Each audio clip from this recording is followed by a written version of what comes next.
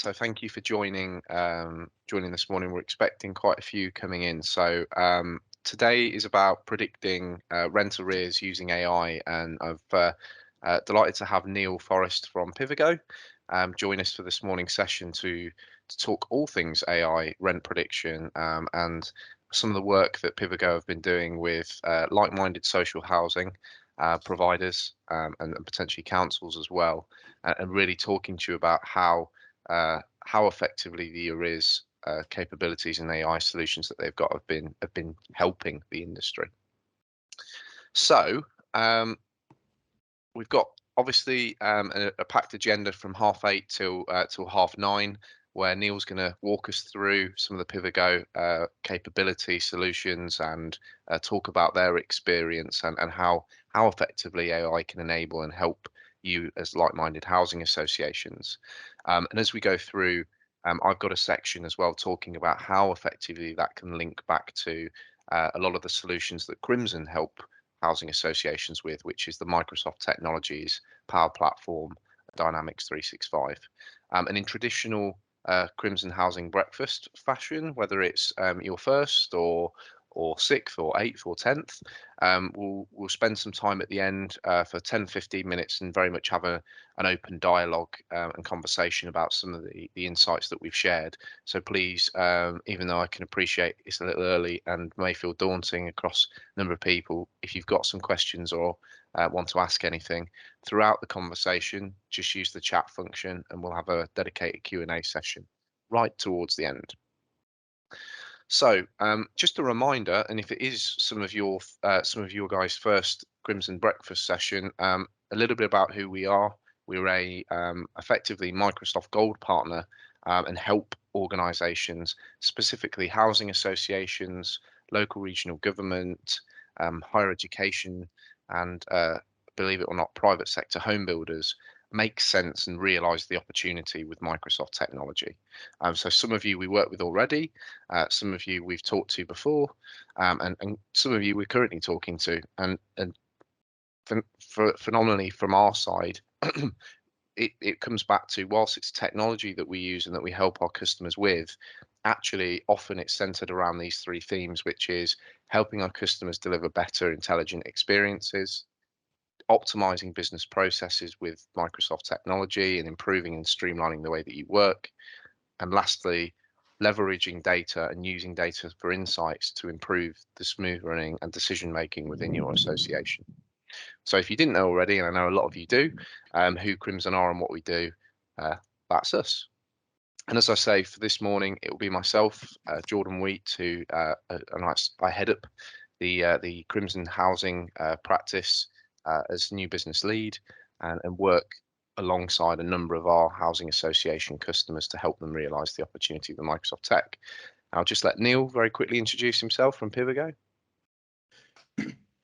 Thank you, Jordan. Good morning. Yes, Neil Forrest, Chief Commercial Officer, but I'm not big on titles. Yeah, that's my favourite profile pic. So I hope nobody minds.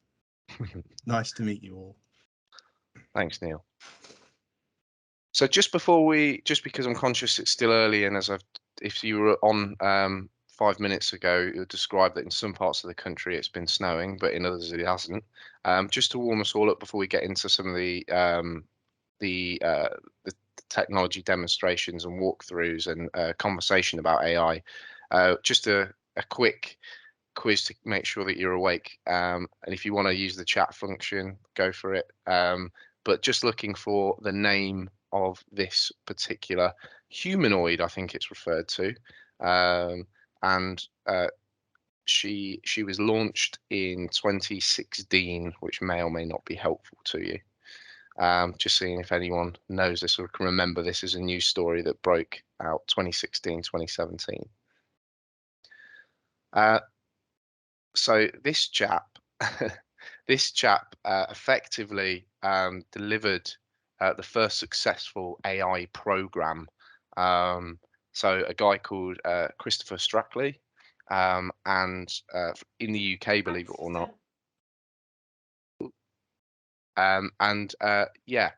All I'm looking for here is, and hazard a guess, the picture gives you an indication it wasn't last week. But anybody got any views or want to share in the chat function what year they think the first successful AI program was launched? What year? Elon Musk. Very rarely we scour our newsfeed, social media panes these days without seeing this chap doing something different. He believes artificial intelligence will be significantly more intelligent than humans in what year? In what year? Although he says it's not reason to be scared, it's reason to be positive. So what year does he think AI is going to get more intelligent than humans? And lastly, AI, obviously, I know is a theme for all of you. Certainly, whether you're in business or in IT within housing, is a theme and a technology that's been talked about for some years now. But as it's seen, I suppose, unparalleled growth and the software industry to support AI capabilities to help organizations like you get more intelligent has been continuing to grow. So all I was going to ask is, does anybody want to hazard a guess what sources, industry aligned sources like Statistica are saying the software AI capability growth will look like by 2025? How much do we think it's going to grow from today to then? Okay, so if you hadn't guessed it already, the name of the humanoid stroke AI intelligent robot was Sophia, which she was launched in 2016. The first successful AI program was delivered here in the UK and was in 1951. Elon Musk believes that in 2025, AI will be more intelligent than humans. Reason to be positive or reasons to be scared? Interesting statistics around ages of people who, demographics and ages of people who are both optimistic about what AI will do for us in the future versus what it won't do. And lastly, the market for organizations procuring software solutions and software solutions and providers for the AI market is set to grow by 247%. By 2025. So again, paralleling to the theme that whilst it's been something we've talked about for some time, it's really going through exponential growth, which is why I'm delighted for Neil to come in and talk to here about real life action and how that's working in the sector today with some of the experiences that he's been driving through. And with that, Neil, quizzes aside, congratulations to if you've got any of the answers or all of them. I'll hand over to you, Neil, to talk a little bit about Pivoco and, as you say, what you're doing with AI in the social housing space. Thank you very much, Jordan. I saw a question pop up a few seconds ago about the Skynet going live in Terminator. From memory, that was 2019. So I think that day has actually come and gone.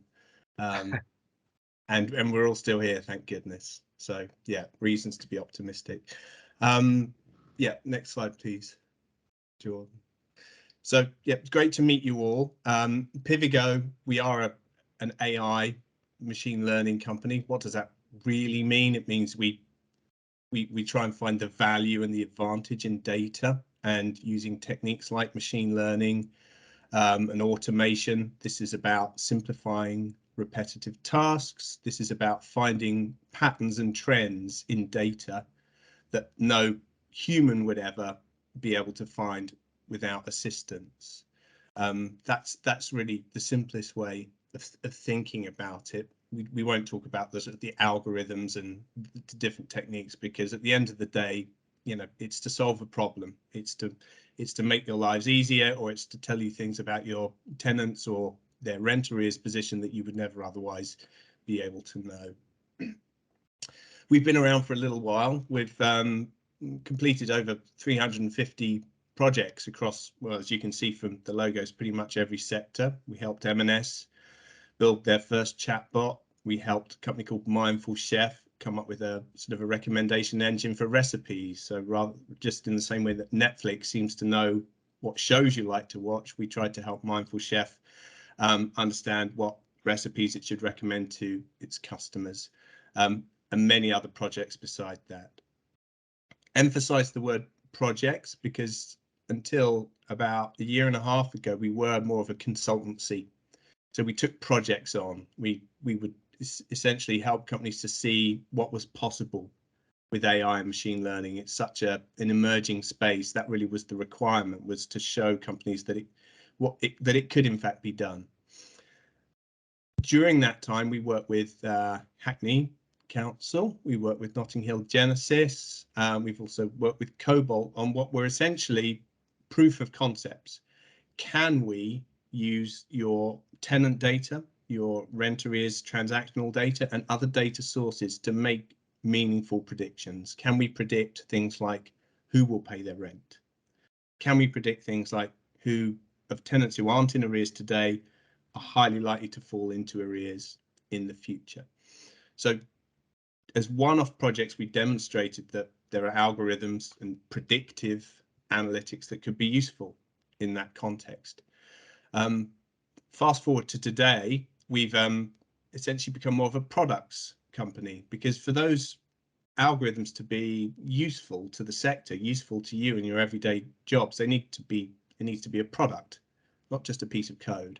So we've wrapped a product around our housing algorithms, and now we offer that as, you know, a sort of a ready-made service for income management and arrears departments.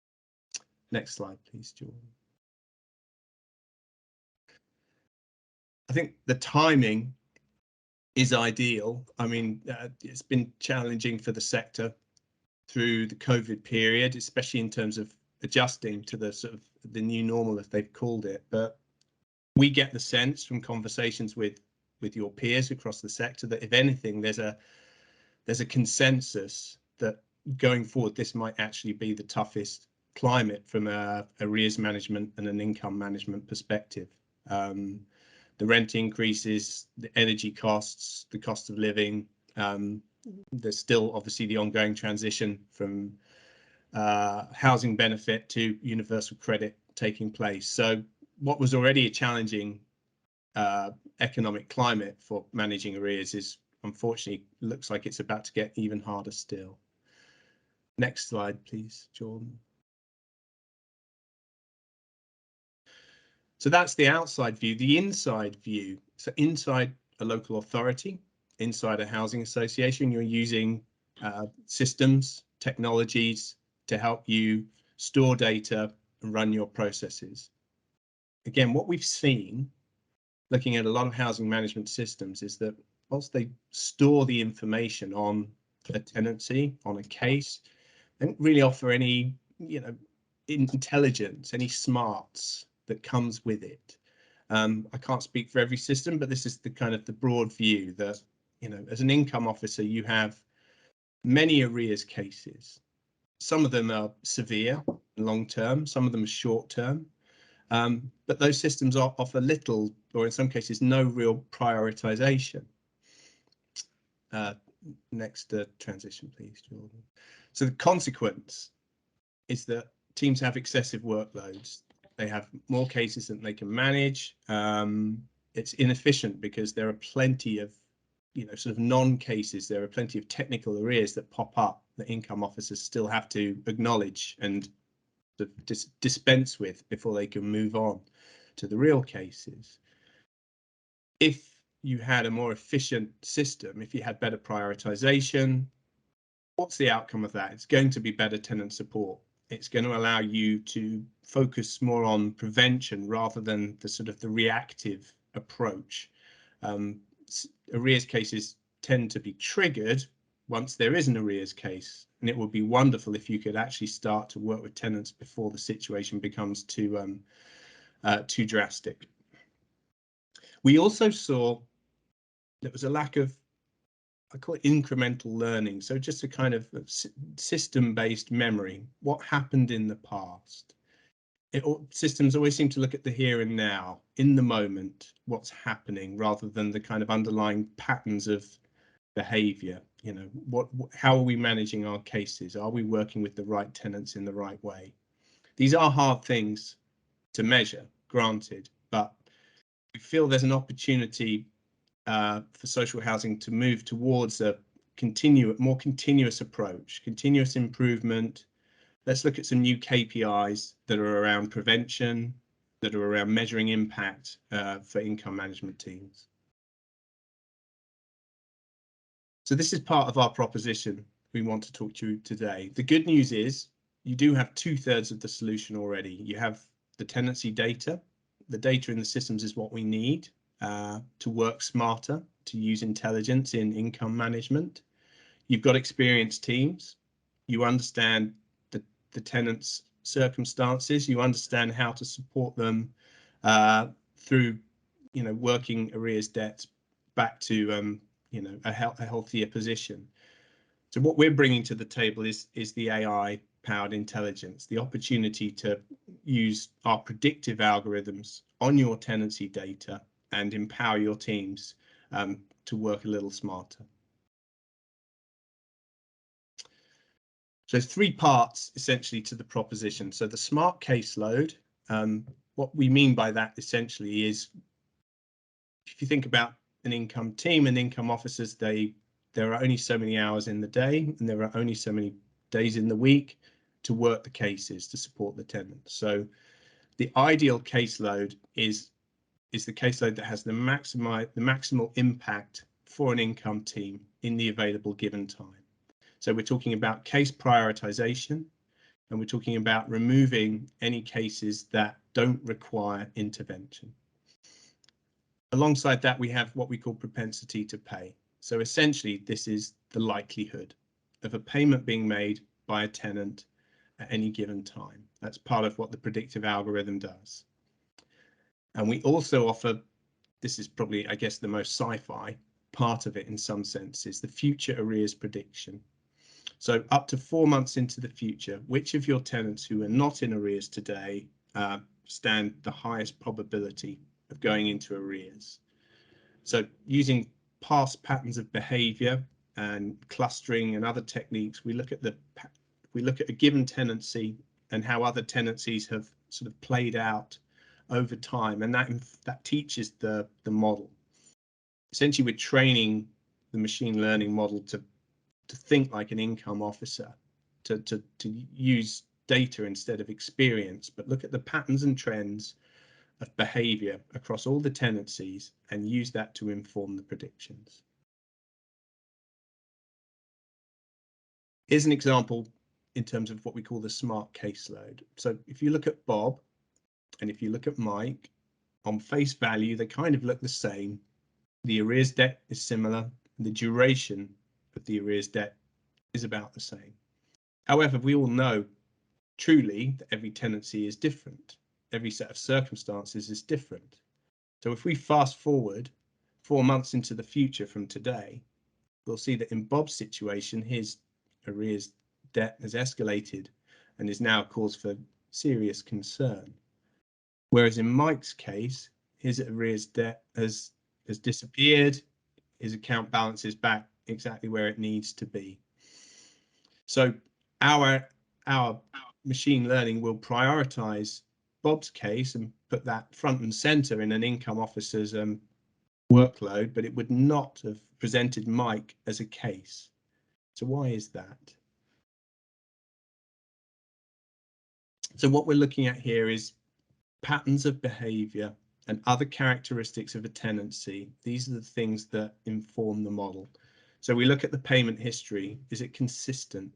Is it erratic? We look at the length of the tenancy, because tenancies shorter or sort of younger tenancies do tend to have a higher arrears risk. We look at equally, we look at Mike's history, previous behavior. His balance does fluctuate, but month on month, it doesn't show that escalation, that incremental growth.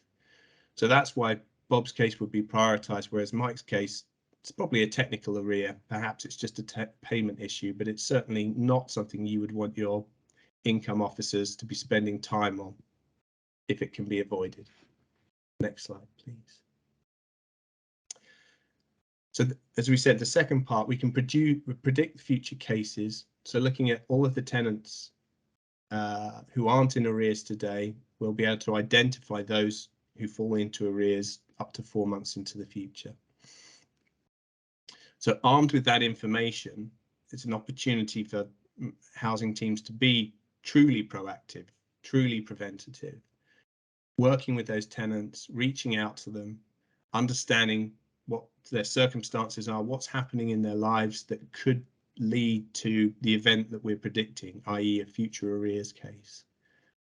You probably won't necessarily be able to avoid it in every single case, but we very much hope that some cases can be nipped in the bud, some cases can be mitigated so they never happen in the first place. So we call that the priority intervention. Next slide, please. At the heart of what we're trying to do, we think there's a sort of a new sustainable approach to arrears management. So if we start at the top, the smart caseload gives teams the priority cases, you know, in the time they have available, working on the cases to maximize income collection every month, because obviously that is still at the heart of what an income team has to do. By removing the non-cases and some of those short-term cases, we're freeing up time. The idea is with the newly freed up time you're able to work on some of the preventative cases, the future cases that we can identify. And by working on those in a preventative way, should lead to fewer new cases being created. So hopefully we have this sustainable sort of virtuous cycle way of working. That's really our goal with the product. We'll talk a little bit about how it works next. So obviously, you know, at the heart of any system like this is the data. That we take data from you on the tenancy itself. So age of the tenant, the household composition, information about the benefits, and obviously the length of the tenancy, as we said before. We also take the transactional data. This is key to the proposition. We do appreciate that some housing associations data availability, or in some cases data quality, means that they can't provide us with everything in terms of the sort of that holistic picture of the tenancy. The transactional data is key, unsurprisingly. So weekly account balances, history of payments, the payment methods used. We also introduce into the predictive model data on the property. So characteristics of the property, bedrooms, size, EPC ratings. If you have that data, it's really useful. It can improve the quality of the predictions. Again, just to reiterate, it's not essential, because we do appreciate sometimes these data sets live in entirely siloed systems and are quite hard to obtain. But in an ideal world, those are the sort of three sort of categories of data that we use to build a model. So we combine those data. That data is sent to our algorithm in the cloud. We update the predictions on a weekly or a daily basis, depending on the sort of the cadence and frequency with which a housing team wants to update its tenant payments and its caseload for its officers. The predictions come back to the housing team. So in terms of the propensity to pay, that drives the smart caseload. Who should we be prioritizing in terms of tenant contact, and also the future arrears predictions? Who should we be reaching out to ahead of time to try and see if we can avoid the arrears incident that we're predicting? We have a dashboard solution, but we also offer a data feed, especially in the sort of the context of a Crimson partnership. We appreciate that teams already have a lot of dashboards to work with, so the ideal solution is our data, our prediction data comes into your CRM and into your sort of tenant management systems as they stand, and is combined with your existing way of working.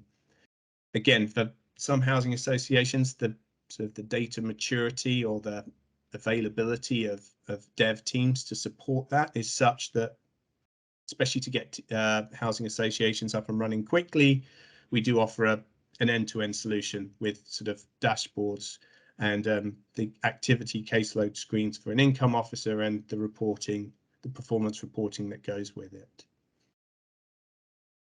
Yeah, so that's an example of the caseload reduction. So in terms of the total number of cases in the sort of pale pink salmon color, and the blue would be the smart caseload. So these are the cases that actually do need to be worked to maximize collection. So that's just an example of one of our reporting screens. And I think that's me. Yes. Back to Jordan. Thanks, Neil. So really insightful there around some of the intelligence and some of the, I know a lot of that work that you've put in there and talked about is a reflection of some of the, as you said, live proof of concepts that you've got working with a number of housing associations who are reaping the rewards of that. So if anyone's got any questions for Neil around what Pivigo are doing and how the solution works, in addition to what he's covered, please feel free to ask a few questions at the end of the session. This is really just my section is about talking around some of the capabilities and embedded intelligence of AI to just show you as an example how some of that feed may push into Dynamics or Power Platform capability, which I know for some of you is a consideration for a solution either sitting in harmony with an existing housing management system or potentially replacing elements or all of the housing system. So I'll talk to you a little bit about that, and also additional intelligent capabilities that you may or may not be aware of that's within your Office 365 capabilities if you guys have Office 365 and access to intelligent platforms and capabilities to actually start working in a low-code, no-code way to build AI capacity against your own data sets as well. So just on the point of what Neil was talking about around embedding some of that information, I'm sure when we've looked at the solution and some of the works that Neil's done across and Pivigo have done across other housing associations and local councils, and it's fair to say that, to Neil's point, some of those intelligence and dashboards and reports, whilst it could be a dedicated set of Pivico suites and dashboards, can also be pulled and leveraged with workflow into Dynamics 365 and Power Platform screens to actually then make sense of that data, as well as Neil showed, visualizations and charts and dashboards looking at smart caseloads and arrears management. Even further than that, embedding some of the using workflow to embed and proactively notify end users about your sync. So Alison Dixon being here a customer, a tenant, and using the feed from Pivigo to actually create activity and action with SLAs associated to it to follow those conversations through and not only look at the data but proactively create activities at both contact and dashboard level to make sure that we're on top of and getting in touch with those arrears clients that we may actually be isolating for conversation due to the prediction analytics that are coming out. So again, some of you have already seen some of the work that we've done in the housing space with Dynamics 365 and our housing accelerator, and this is just a reflection of a very simple tenant screen of some of the things that are going on in the feeds of intelligence and activity tracking and proactive workflow notification to get in touch with regards to the arrears conversation. In addition to that, what Microsoft will give you out of the box in terms of its AI insights and the way that Microsoft have moved Power Platform and the Dynamics 365 capabilities is such that intelligence is embedded within its core capabilities. So as opposed to just looking at flat reporting and looking at data which talks about your cases, your complaints, your ASB issues, and anything else that may be coming in, or it might not be complaints. It might be applications or general information about your tenancy. Dynamics 365 now, as part of the core product, will provide what we call KPIs and insights. And underlining from this is its AI capability to proactively look at trends, look at data, look at your effectively your underlining data and activity to suggest what is going on. So managing things like CSAT scores, looking at the topics to watch that appear to be driving up new cases to help you identify, and to Neil's point earlier, look at the patterns within your data currently that are happening.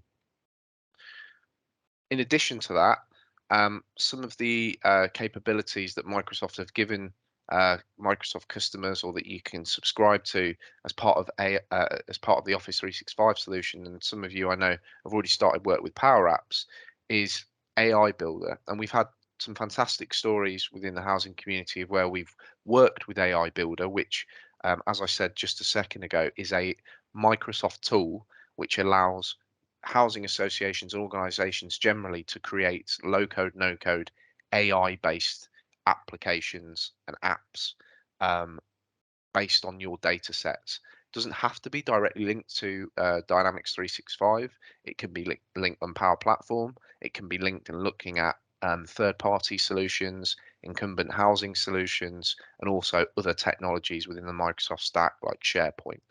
Um, so in this case, you can see on screen, this is just one of the home screens that you'll get when you look at the AI Builder capability. And some of the things that you can start to do with that capability is looking at predicting analytics and predicting data. You can also use it, and examples where we've used it with other housing associations is for form scanning or form processing and object detection.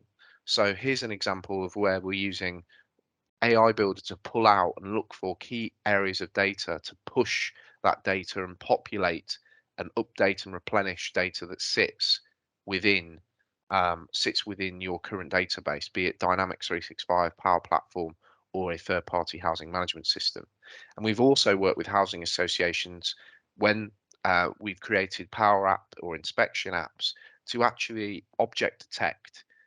As an example, when you're going to look at someone's going out to look or do a home visit on a Power App, using the capabilities or potentially holding a camera up and using AI Builder underlining as an object detection capability to provide insights as to whether that radiator has had problems, that particular radiator, what model, what make is it, and has there been any cases that have been related to the wider customer, sorry, tenant base, that may mean that that is likely to cause problems in the future.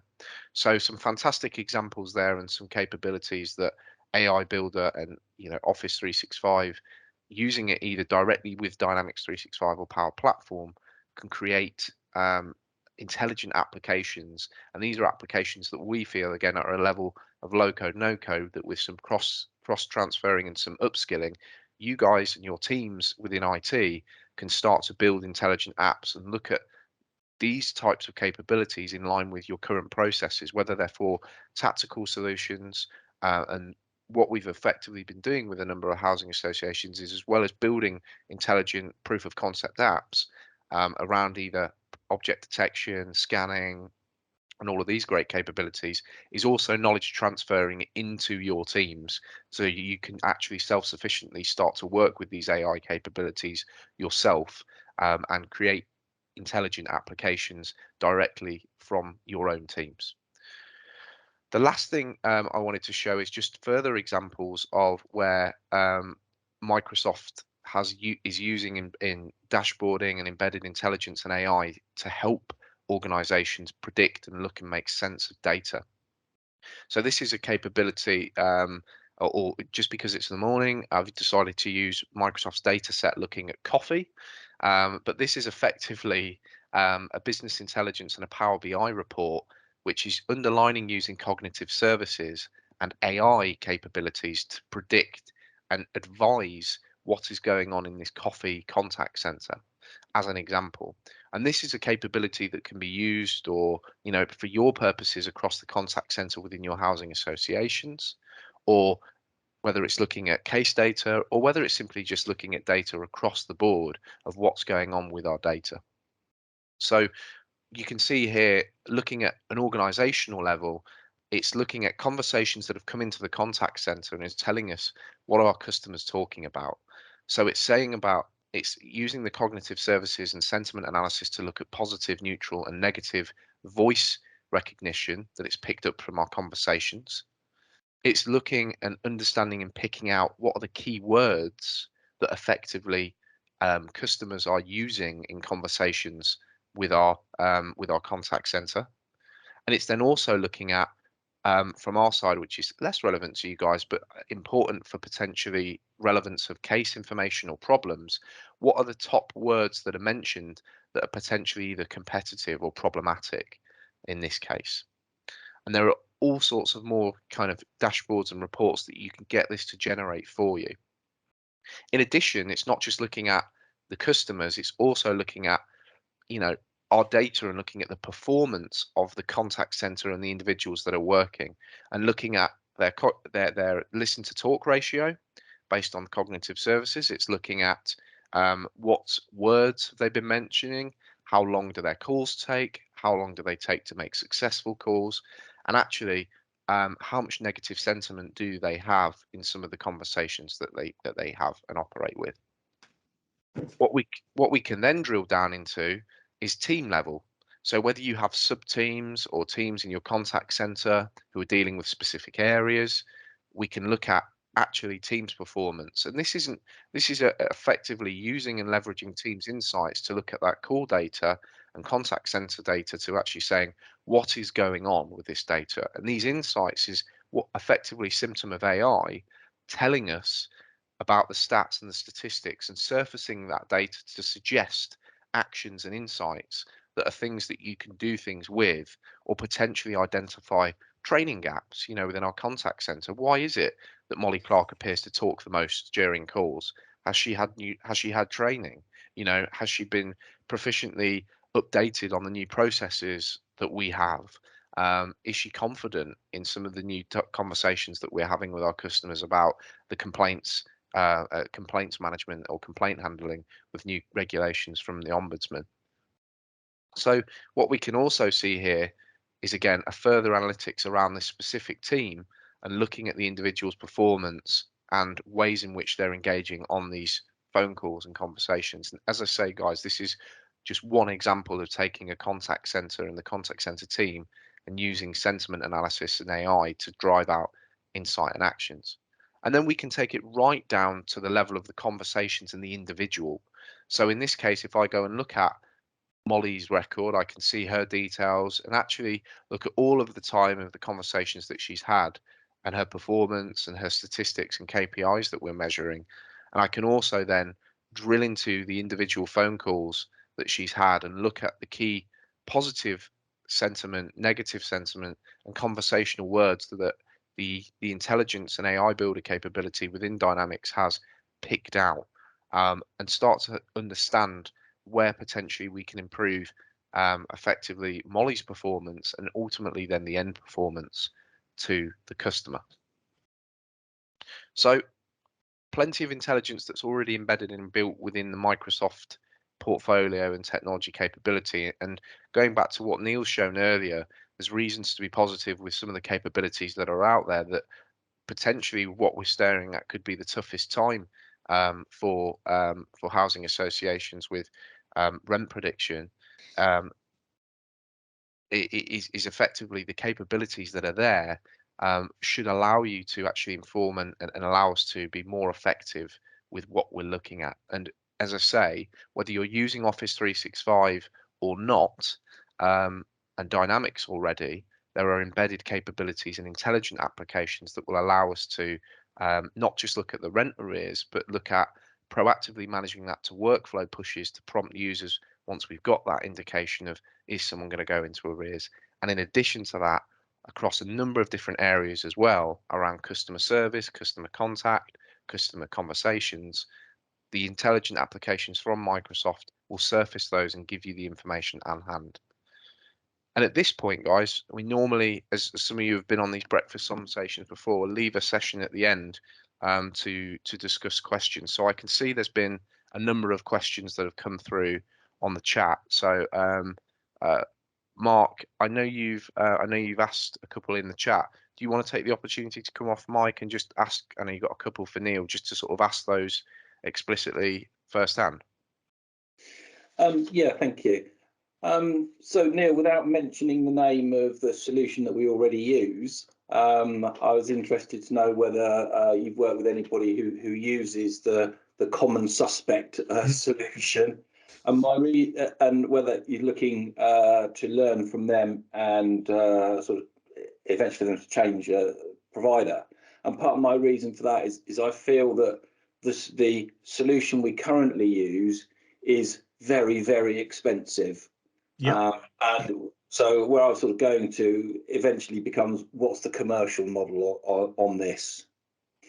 Sure. Thank you, Mark. And yes, it's there's very much seems to be one incumbent player. I do also recognise that some of the housing management systems do have some sort of add-ons that try to address this problem. But yes, you're right. The the leading independent solution for this is rather expensive. They've been around for a long time and they're working with a lot of partners. So I think it's a bit of a no-brainer in terms of their circumstances. We have and are talking to companies who use their product, and they broadly agree with you. There are also some other issues they find that I think our approach will handle differently. If we jump back to a moment to that idea, the Mike and Bob comparison, any system that is essentially like rules based as opposed to looking at patterns and trends of behavior, any system where effectively it's saying show me tenants that meet a certain criteria at certain time, it's better than no approach at all, but it puts people in the same category, whereas they really don't belong in those categories.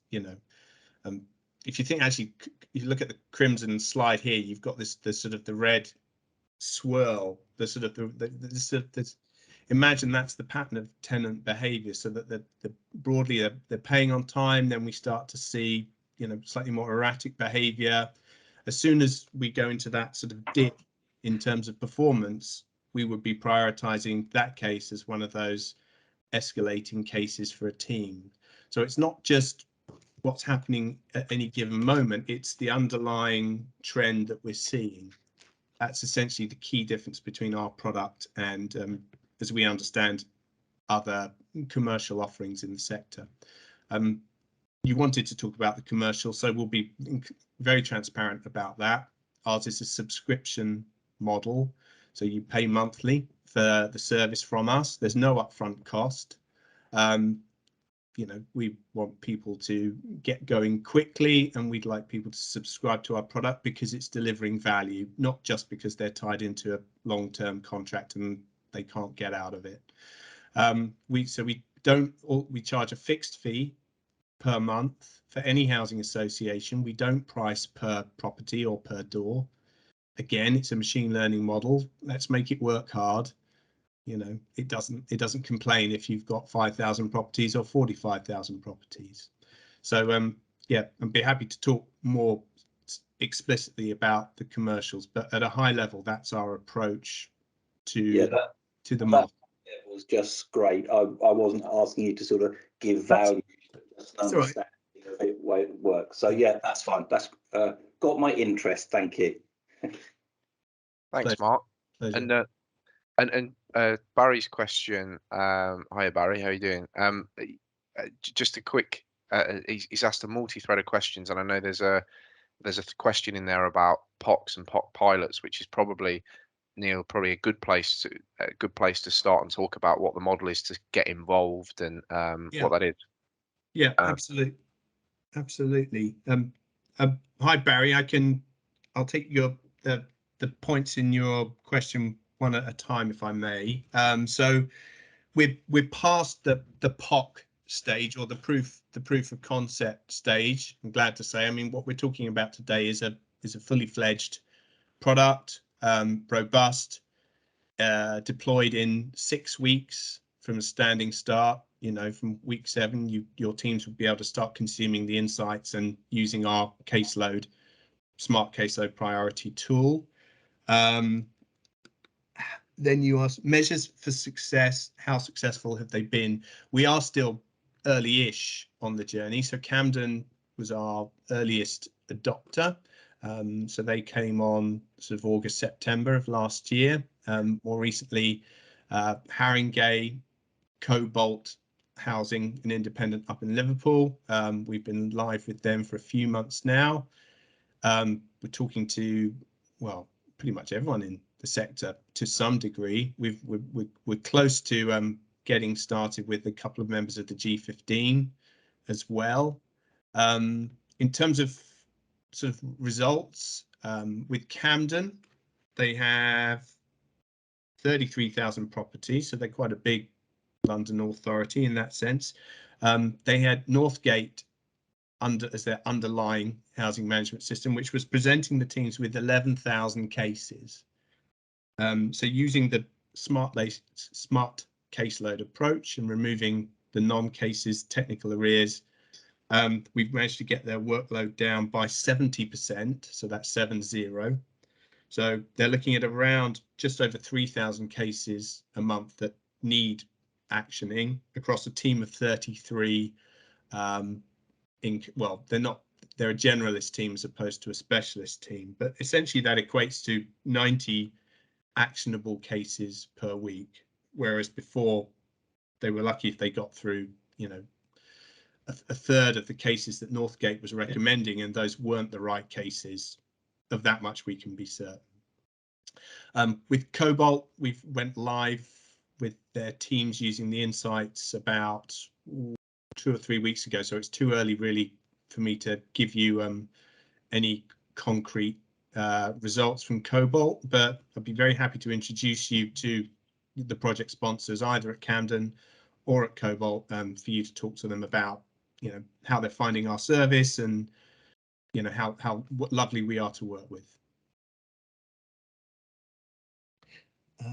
And sorry, final question, Barry, you mentioned property data. Have you used any predictions for property related issues, i.e. predictive maintenance?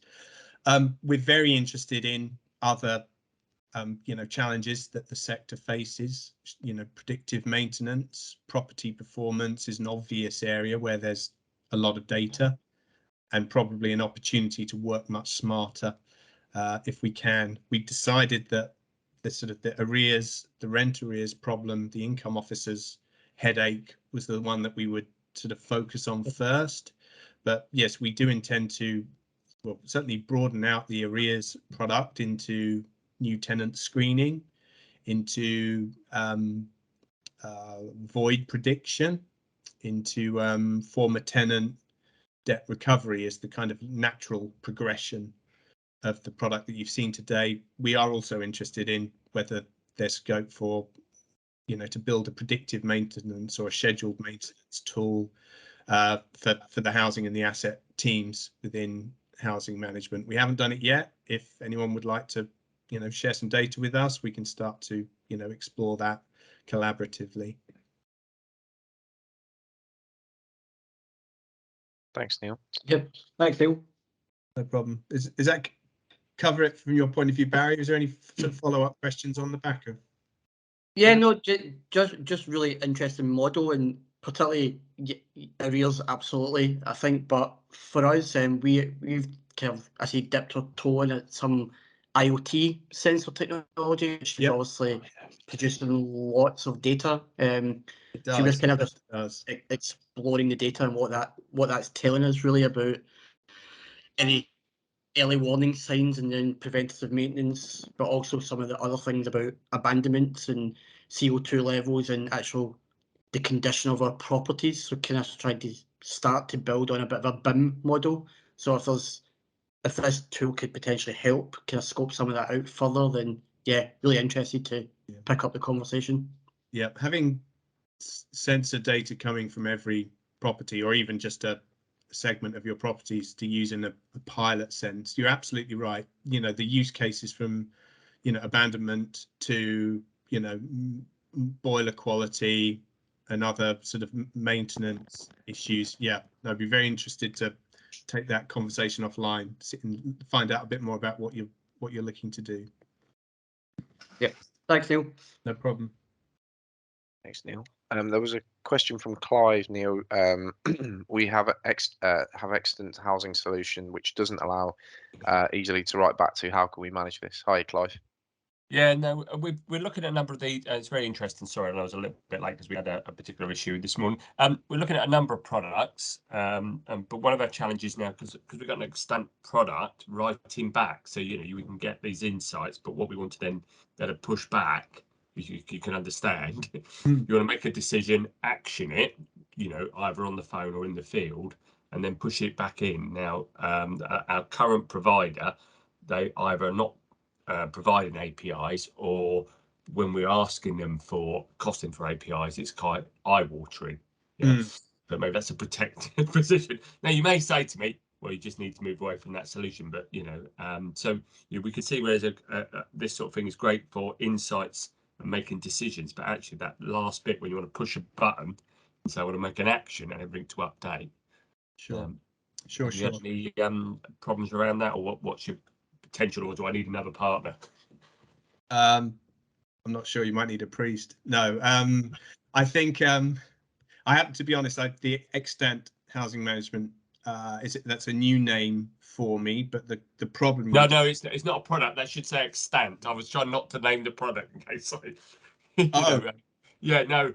Okay, yeah, apologies. You can probably guess it's one of the big ones. There's a bit clunky and been around for years, and taking my money.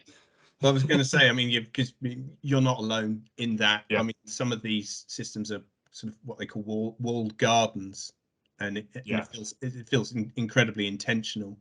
That idea of integrated products and open APIs is coming, and obviously that's what Crimson more than anything is trying to help the sector to be empowered by that new way of thinking about the sort of the data layer, the application layer, and so on. It's creeping into the housing sector, but there's a way to go. In the context of what we showed you today, providing we can pull out the weekly account balance data on the tenancy, so providing we can create an export routine, even if it's a bit on the clunky side, that's key. We've got to feed the model with data. As you saw, we have sort of the standalone dashboarding approach, which essentially acts as the to-do list for the income officer. Let's just call it that. The smart caseload is like, these are the cases in the right order for you to work. We don't want to take away the sort of the actual customer contact and interaction into our app. That was never the intention. It is just the kind of the prioritization. So you would still bring up the tenant's record, contact the tenant, record the outcome of that interaction with the tenant in your housing management system, in your CRM, be it Dynamics, be it Northgate, whatever. So we don't want to be holding that data for you, because you need that data in your single tenant view effectively. We're simply providing that, what we call it, the companion app. So just to make sure the income officer is supported, that they know this points them in the direction of the tenants that they should be talking to. So nothing more than that. So I mean, we probably need to talk about it in more detail, but doesn't sound like an obstacle to work. I mean, and all of these things is just closing that loop. Like someone, we want a product where we're doing something and then not having to go into another product to update the system. You want, I hear you completely, but I guess if the choice is have two products, and we'll try and design them so they're as frictionless, seamless as possible, versus ripping out and replacing an entire housing management system, maybe that still is ultimately the right decision strategically. But I mean, again, that may be where we get to it. Yeah, as you say, is with the supplier, we're having those sort of conversations, but if they're not going to indicate that sort of open API view of the world, I think it's not if, it's when. So when deciding whether to do it, whether we start to build something like some companion types systems around that, and leaving that to when we can tackle it, or we ever bite the bullet and go for both. Well, exactly. I mean, the most expedient solution is to have the two tools, but hopefully to design them so they work sympathetically with each other. Because at the end of the day, it's still probably a step up in terms of income performance.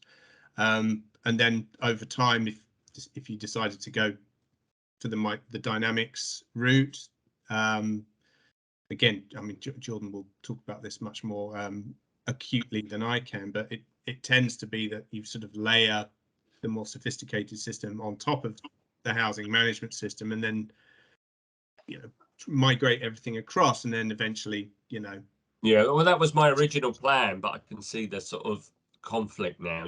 My original plan was to build around that product, make it so it just did as little as possible, and then if the product hadn't evolved, then move away from that. So, but I think I'm in the mind that you either do it the other way round or do them at the same time. There's more than one option, isn't there? I would be interested offline if you think there are some preferred partners that this works better with, but obviously, okay. Thanks. All right. Yeah, happy to pick that up in more detail. Yeah. Okay, thank you.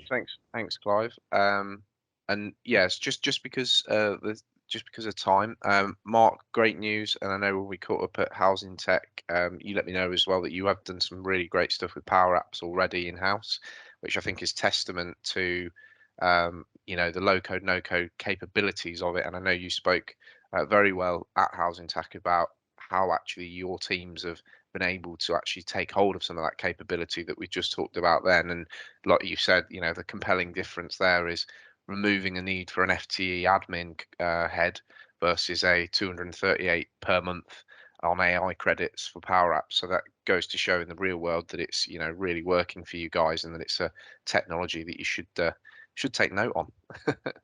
Yeah, and Jordan, for me, a couple of years ago, I was thinking, how on earth are we going to apply AI into housing association business, day-to-day practice? And I think it's now become much more accessible. It's a tool set that is relatively easy to use. And if in your IT team, tech team, you've got somebody who has got an interest in having a look at some of this stuff, my advice would be, give somebody a little personal learning and development challenge or objective, and set them off on something which feels relatively easy to do with all this great tech that's in your E5 licensing. I think it's doable now, and I can see how to apply it in a few use cases already. Perfect. Thanks, Mark. Thanks for sharing. And the last question, just before I move on and let everyone know how to get in touch and what to do next. Kay, you referenced what is the time period required for the AI system to predict payment patterns. What I do know is, just speaking specifically with AI capabilities on Microsoft side, is obviously, in importing data, you can get AI to work on retrospective and past data. I don't know whether, Neil, that's a similar case from your side. So providing there's a time duration or a set of data that goes back so long, it's possible that you could start realizing and looking at those patterns quite quickly. Neil, I don't know whether you've got any quick comment on that before we wrap up. Yeah, thank you, Jordan. So hi, Kay, thanks for the question. Generally, we ask for 2 years or maybe 3 years of the weekly account balances across the tenancies. That's essentially what's used to train the model in the first place. That gives it enough examples of your tenants and their behavior over time. Once the model's trained, then in that kind of weekly or daily cadence of updating the propensity to pay or the future arrears predictions, it's generally we're doing it once a week for housing associations, but it could be daily. Thanks, Neil. So just in terms of how you might get involved and what we can do, I think I've mentioned this a couple of times on the last few breakfasts, but there's funding available from Microsoft to get involved with the Power Platform, Power Apps and AI proof of concepts, as well as the Dynamics capability that we've shown. I know Neil has been working and offering up to a number of housing associations workshops, but importantly, a data preview exercise, Neil, which I think you've touched upon in that conversation and dialogue there. But I don't know if there's a final thing you wanted to say what that is and how people would get involved on a call, whilst I leave in the background the QR codes for everyone to kindly leave us any feedback. Any really appreciate it, and we do a prize draw at the end of that. And in addition, if you aren't already, follow us on LinkedIn for the Crimson Housing page, where we'll post live events and the next breakfast session, which will be in about 7 or 8 weeks' time. But Neil, yeah, just a little last word on how on the predict exercise. Thanks, Jordan. So yes, the data preview essentially is us providing some initial analysis for any housing association who is interested. So if you're able to share some historical, the weekly account balance data with us securely, of course, we run that through the model and the algorithm, and we provide back with an analysis of where you are today, where you're trending, and where the opportunity lies in terms of caseload reduction and future case prediction. We provide that back to you in sort of a report, which is a mixture of both the analysis and also the business case to move forward, because we understand that decisions like these are always multi-layered. You need to put an internal case together for an exec team. So this essentially is the first step in doing so. We'll give you something that basically makes the case for consideration of a service like ours. So yeah, again, please message me if you'd like to run a data preview. It takes about a week. It's completely free, no obligation. Thank you. Thanks, Neil, and thanks everyone for joining. I hope you enjoy the rest of your days, whether it's snowing or whether it's not. We'll send out the recordings, and yeah, as I say, if you're able to fill in the feedback, it'd be much appreciated. And if you don't already, drop us a follow on LinkedIn, and that's where you can find all the information on the latest events that we have running. But for now, thanks, Neil. Thanks everyone for your questions and interaction. Yeah, and enjoy the rest of your day. Take care, everyone. Yeah. Thanks, Neil. Thanks, Jordan. Thank you. Take care, guys. Thank you. Cheers, Neil. Cheers, Take care, Jordan. everyone. Bye-bye. Thank you.